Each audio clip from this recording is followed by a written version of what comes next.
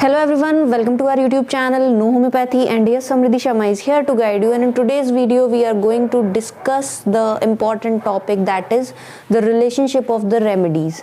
And in that we are going to discuss what are the inimical remedies, and this is also a very important topic. If you are preparing for your question paper, it can be asked to you in 2 marks, 5 marks, and that's very important. You must know what is the relationship of remedies. Okay, so without wasting your time, let's start this video.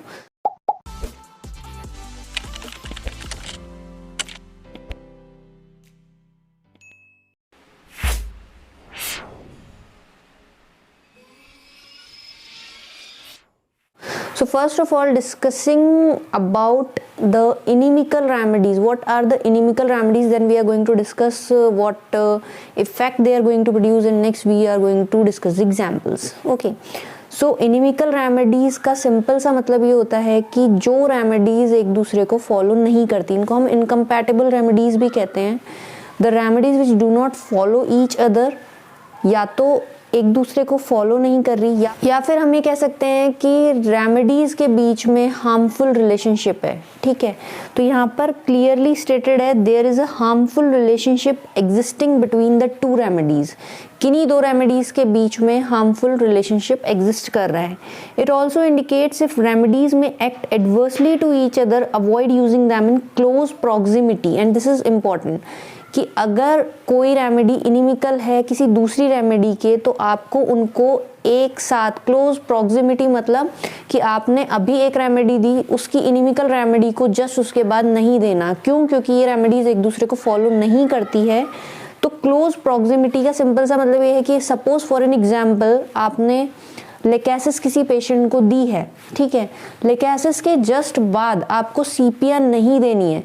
थोड़ा time duration के बाद आप दे सकते हो, जब उसका action पूरा ख़त्म हो गया या फिर बीच में आपने कोई दूसरी रेमेडी दे दी है तो आप उसको दे सकते हो. बट क्लोज प्रॉक्सिमिटी का सिंपल सा मतलब ये है कि लेकेसिस दी, उसके बाद आपने उसको फॉलो कराने को सीपीआर दे दी, तो ऐसा बिल्कुल भी नहीं करना है.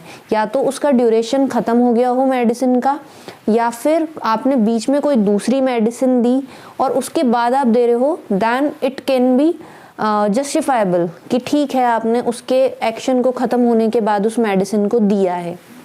बट अगर मेडिसिन एक्ट कर रही है या फिर उसको आप फॉलो करवा रहे हो किसी इनिमिकल रेमेडी से, तो होगा क्या कि जो आपको डिज़ायरेबल रिजल्ट चाहिए था वो डिज़ायरेबल रिजल्ट तो आपको मिलने से रहा, साथ के साथ क्या होगा कि आपका जो रिजल्ट था वो तो बिगड़ेगा ही, लेकिन जो आप चाहते थे कि पेशेंट में ये सिम्टम्स इसके बाद देखने को मिलेंगे, फिर मैं इस मेडिसिन से इसको फॉलो करवाऊंगी या करवाऊंगा, तो वैसा कुछ भी नहीं होने वाला है.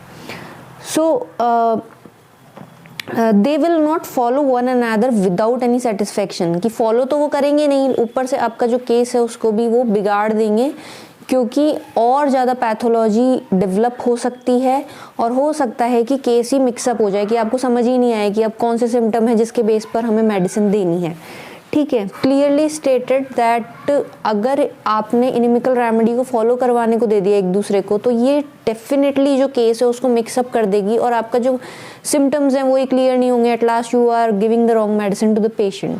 ओके, तो एग्जाम्पल्स क्या हैं इनिमिकल रेमेडीज़ के? For example belladonna inimical to the dulcamara, okay, and sepia inimical to the lachesis. तो ये जो रेमेडीज़ है ये कुछ ऐसे पता होनी चाहिए आपको, जैसे कि रस्टॉक्स है उसकी इनिमिकल एपिस है, तो कुछ रेमेडीज़ हैं जो आपको पता होनी चाहिए कि इसके बाद हमें ये मेडिसिन बिल्कुल नहीं देनी. But you will see in the case कि जब भी आप एक मेडिसिन देते हो तो डेफिनेटली जो नेक्स्ट सिम्टम्स अराइज होते हैं वो सिम्टम्स अराइज होते हैं जब आप कंक्लूड करते हो कि सपोज आपने किसी पेशेंट को लेकेसिस दी, तो नेक्स्ट आप जब उसका फॉलोअप लोगे तो आपको डेफिनेटली ऐसे सिम्टम्स उस पेशेंट में अराइज होकर मिलेंगे कि आपको ऐसा लगेगा कि अब मुझे इसको सीपीआर देनी चाहिए. ठीक है, फिर आप जाते हो बोरिक के जो रिलेशनशिप सेक्शन है, आपको पता होना चाहिए इनिमिकल रेमेडीज़ की डिटेल्स आपको कहाँ मिलेगी. जो बोरिक का रिलेशनशिप सेक्शन है, ठीक है, बोरिक मटीरिया मेडिका के जो पीछे का सेक्शन है जो आप देखोगे, वहाँ पे आपको इनिमिकल रेमेडीज़ देखने को मिलेगी. तो जब आप वहाँ जाते हो फिर आप देखते हो कि ये रेमेडी तो इसकी इनिमिकल निकल आई, हम इसको नहीं दे सकते, 100 टाइम्स यही होता है कि जब एक मेडिसिन देते हैं उसकी एनीमिकल मेडिसिन ही हमारे दिमाग में आती है जो उसको देनी होती है पेशेंट को नेक्स्ट के लिए। लेकिन आप ध्यान रखें उस समय पर क्या होता है कि जब आप उस मेडिसिन को दे दोगे तो आपका केस मिक्सअप हो जाएगा, क्योंकि ये लगता है और उससे कुछ आपको फ्रूटफुल रिजल्ट मिलने वाला नहीं है। तो आपको देखना है कि एट अ टाइम जो है वो क्या मेडिसिन प्रेफरेबल है, और आपको हमेशा जो बोइक का रिलेशनशिप सेक्शन है रेमेडीज़ का वो क्रॉस चेक करना है कि हमारी रेमेडी जो है वो किसी एनीमिकल रेमेडी की तरफ तो नहीं जा रही है जो नेक्स्ट प्रिस्क्रिप्शन है, ठीक है। That is what we called as a second prescription. तो सेकेंड प्रिस्क्रिप्शन है या फिर आपका जो भी फॉलोअप चल रहा है वो एनीमिकल रेमेडी की तरफ डायरेक्ट तो नहीं हो रहा है, बिकॉज उससे कोई आपको बेनिफिट नहीं होने वाला है, ठीक है। So that's all what the information about the inimical remedies. You must know what are the examples of the inimical remedies along with what is the definition for your the question paper, and if you are wanting to know what is the definition. Okay, so that's all for the today's video. I hope this video is going to be useful and helpful to you. If you find out this video useful and helpful, try to share out with your friends and colleagues who are also searching for the same. So thanks for watching Homeopathy.